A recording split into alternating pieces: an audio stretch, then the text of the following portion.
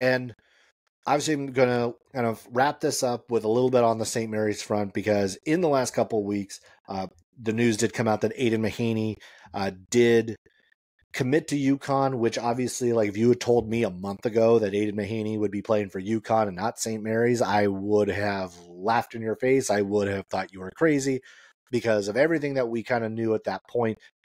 Really leaned that he wasn't going anywhere. Why would he leave?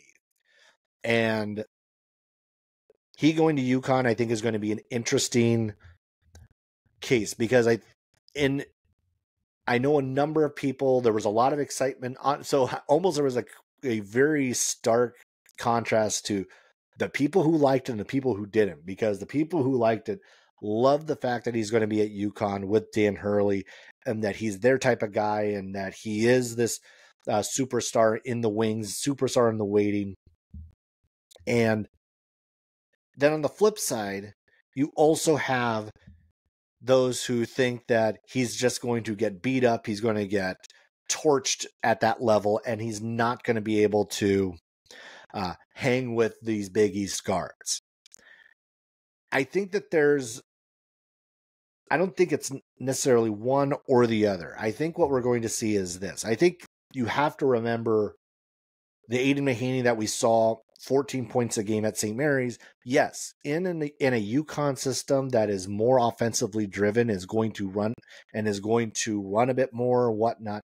Yes, you maybe expect his points per game to go up because of the system that he would be in.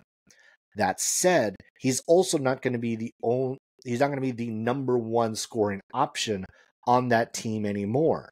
He's going to have a number of guys who are going to be able to kind of, on a night in, night out basis, be the one who carries the load. I think especially early on this past year, he was that guy. Like, Mahaney was that guy for St. Mary's, and because defenses could focus on him, that made it just night in, night out a tougher matchup for him. That won't be the case, I think, on a lot of nights with UConn. Defenses are not going to be able to key in on just him. And because they can't key on just him, he's likely going to have an easier time getting to the basket, getting the looks that he's going to want, again, with another year of experience and all those sorts of things. So the more I thought about it, now I'm not full superstar, everything is going to be great. I do still think there's going to be some growing pains of being in that conference. There's still going to be some growing pains of having to, not to say share the spotlight, but it's like there's going to be, you may not get, like, there were times he got like 17, 18, 19, 20 shots at St. Mary's. I don't think he's going to see that. I think he's going to be closer to that probably 10 to 13 shot range, at least in the early going. And he's going to have to show that he can do it night in, night out with a squad around him that is going to be better personnel-wise than the St. Mary's squad that he was on. Not saying that the St. Mary's squad he was on was not good, because obviously they were. They were just not UConn good. And I mean, and to that extent, who is? No one has proven that they can be UConn good over the last 2 years. All that said, I think it's going to be an interesting watch to see how he plays there, what he's going to look like.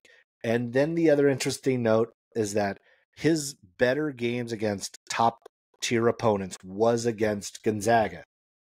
And guess who plays Gonzaga in November? That's right, UConn. So Aidan Mahaney will once again see Gonzaga, and he can be a thorn in their side one more time.